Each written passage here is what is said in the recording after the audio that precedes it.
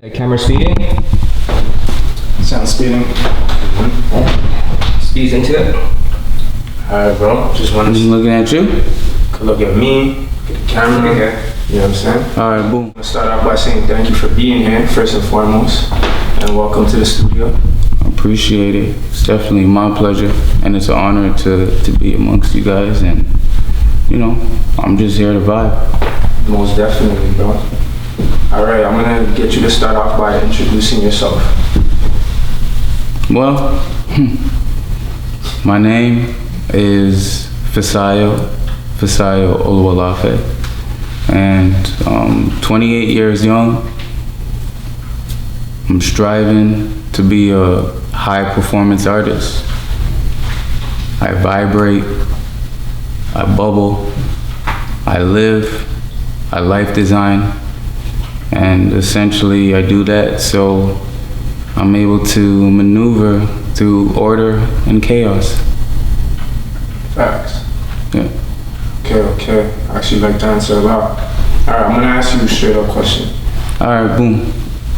Bro, you say God boom a lot in your tracks, you know what I'm saying? You say God boom. I do. Yeah, I do. Me personally, I want to know, what does God boom mean? Well, God, boom, boom, boom. It's a feeling, you know what I mean? I can't necessarily put an Oxford dictionary description on it. However, I could speak about the context on where it may have perhaps derived, and essentially it really was a divine, intuitive feeling from inside. It was most definitely intrinsic. And when I was in the studio with my manager slash producer, every time I was listening to the sonic waves, I was just like, yo, that's a God boom. You know what I'm saying? Like, that's boom, like, that's a God boom. And it really does come back to me being a person of faith and understanding that when it comes to art, when it comes to just enjoying yourself and being a servant, you really have to understand that God is within. You know what I'm saying? So for me, I feel like I have the responsibility to now not necessarily instruct people. I just more so look at myself as a servant. And when I do say God boom, I just want everybody to know that they have that feeling inside of them. You know what I'm saying? So when a connection comes to you or a connection comes to somebody else, that's just us God booming each other. Like, you know what I mean? It's just like a giant, That frequency. it's a giant frequency that just continues to go. So yeah, you know what I mean? Boom. Facts. Alright. Another question I'm gonna ask you is that there's a song you have on your project. It's called Heroin and Chill. Oh yeah, Yeah, and like that's like my personal favorite. I appreciate that. What inspired that? Well, I was living in America for a little bit, and you know, we obviously talk about it later, but the experience was definitely a beautiful disaster, and I was in a lot of casually extreme occurrences throughout my experience, and one of those experiences involved me being homeless and living with a heroin addict. And you know, I was extremely observant while being in his home, and essentially he would shoot up all the time and nod out with his heroine, like his actual woman partner that he would look up to, and they would just shoot up together and just watch Netflix and chill. And I was just like, well, I already know what I'm naming this episode of my life: Heroin and Chill. I just wrote that down and I was just like, oh, boom, God boom. That's crazy. Yeah. Alright, so with that being said, obviously, like, this is probably like a question, you pretty much answered it already, but like, how did music change your life? Well, it was something that I was surrounded by it, you know, indirectly, just through what I was doing in the past with fashion, costume design, film. I never myself really composed music or made music, but I was close with people who did that. And when I did get the opportunity to just start vocalizing and saying things that came out of my mouth, I immediately felt something, and I was actually distraught. I was distraught at the feeling, because me actually articulating words in a singing fashion, it actually revealed to me that where I am right now, I need to get out of it. And music actually revealed that to me, and that is a God boom to me, you know what I'm saying? And it is a new avenue that I've been exploring and just showcasing the abilities that I have as a servant. You know, it all just comes back together as me being like a life designer, you know what I'm saying? It's just all these little facets that I could tap into that I just naturally do. Like, I don't necessarily even classify myself as a musician yet, because there's so many hours and effort and time that I have to put into it. So, you know, I'm just striving to be a high performance artist that involves music. Facts. So, yo, with that being said, what advice would you give to someone younger than you who's like trying to like pursue the exact same creative practice as you? Like, what advice would you give someone, like, in terms of obstacles that they're facing and shit? Well, first and foremost, you really wanna be curious. And, you know, that's something that I identified with as, you know, a young grasshopper. And I always say, imitate the children. Not childish, but childlike. So just be childlike with the way you maneuver, and essentially that may put you in situations that make you uncomfortable, but I always believed that you should never be comfortable. And for you to grow, that's the key to life. You have to grow. Anything that you're doing, if you're not growing, you're dying. So that's a fucking fact. You know what I'm saying? If it comes to you playing sports, playing creative, you know, endeavors, family, relationships, just ensure that you're growing and you're relishing in your insecurities. I like that, relishing in your insecurities. Yeah. I like that. So, you have a daughter. That is correct.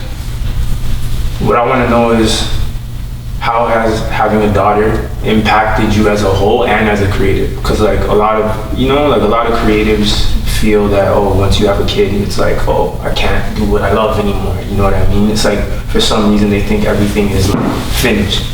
But for you, I can tell, like, obviously that's not a thing. So.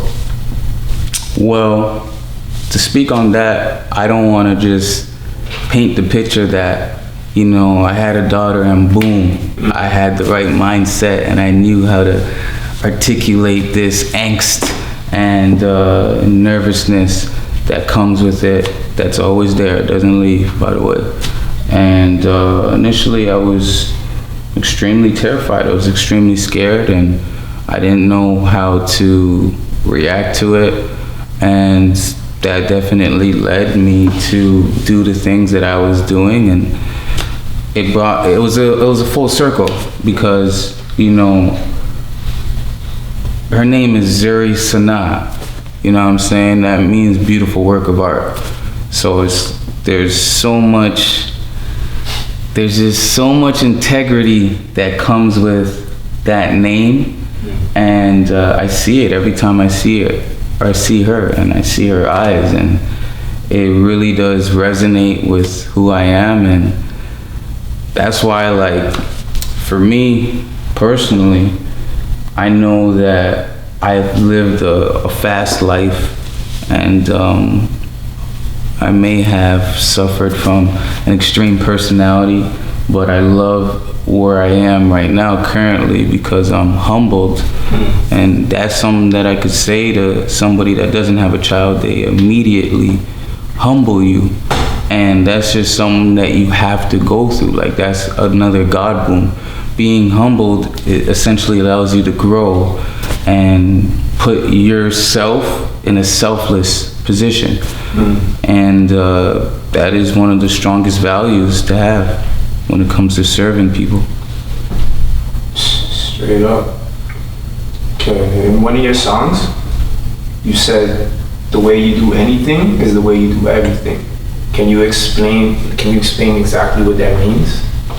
Yeah, well, you know, how you do anything is how you do everything. It's a philosophy. It definitely is a philosophy that I was fortunate enough to hear at a young age, and I've applied that to everything. I've applied that to every single standard that I've hold myself up to, and it's challenging. It's extremely difficult, and it's kind of like you're reaching for the moon, or you're like chasing a phantom.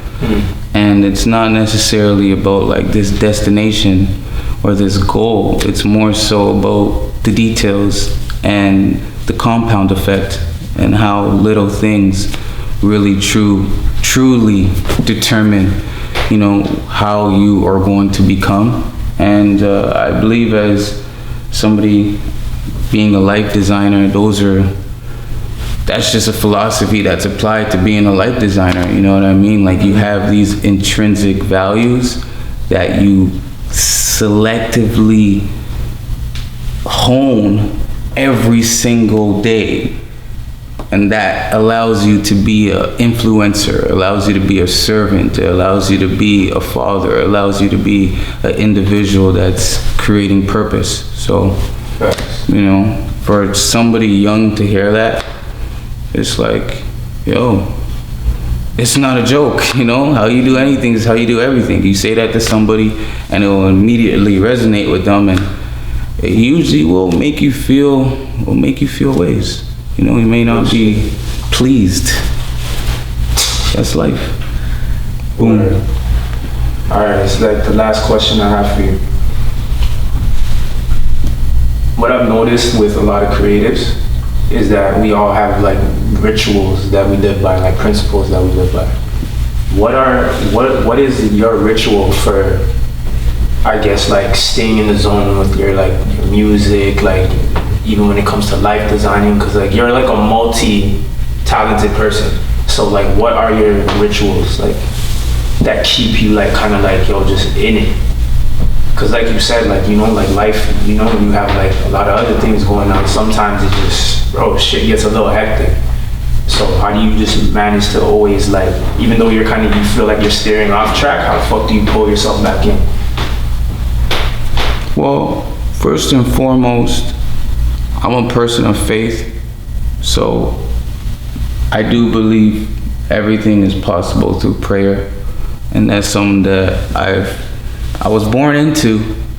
I may have strayed away from it, but my experiences in the past have led me to come back to it and not only honor it, but to practice it every single day.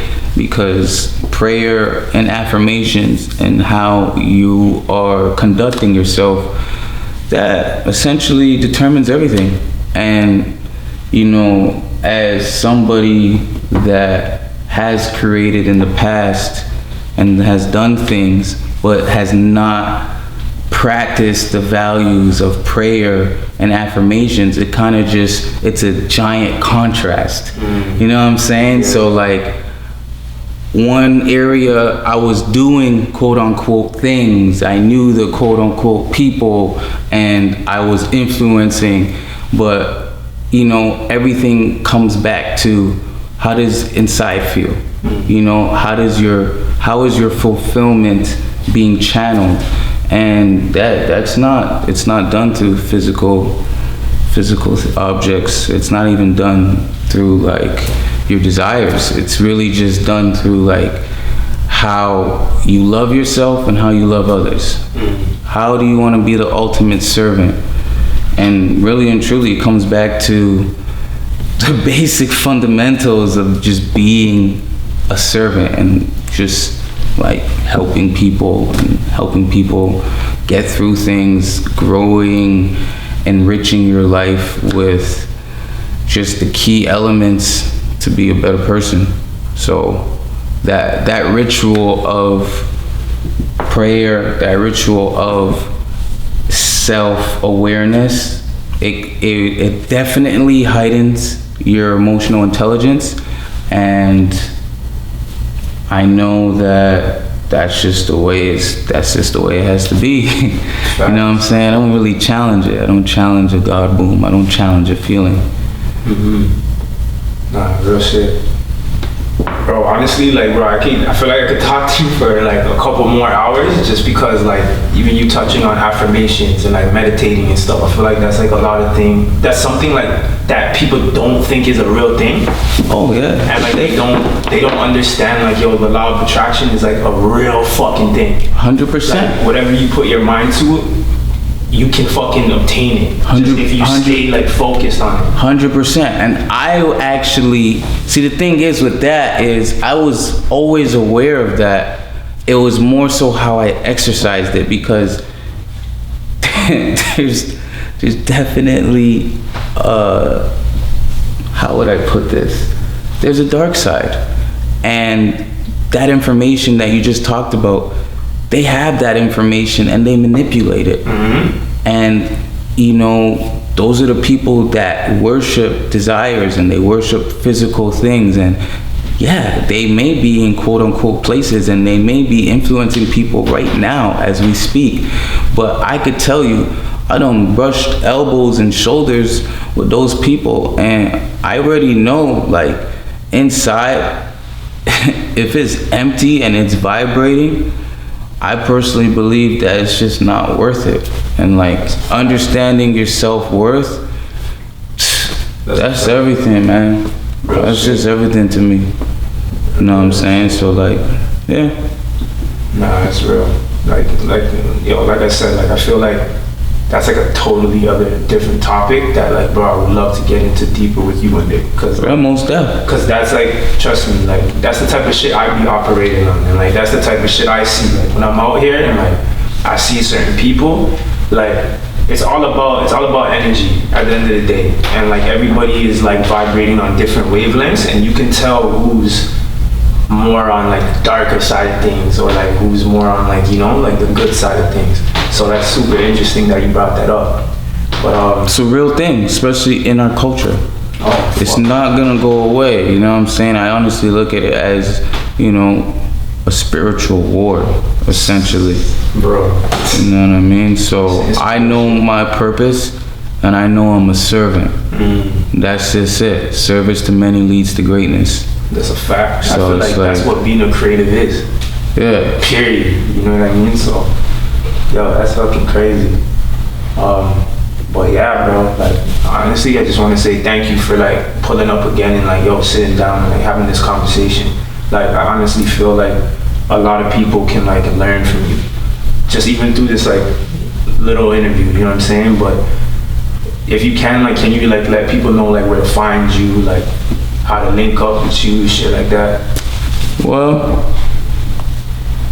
you know, you could find me online, Sijoy for you, SIJOY FOR 4 U's. You know what I mean? My music's on platforms. You know what I mean? If you find me, you find me. I'm not really gonna make people look for me at this point, because like I said, I know my effect. You know what I mean? You're gonna see this start. You're gonna see this. So that's that.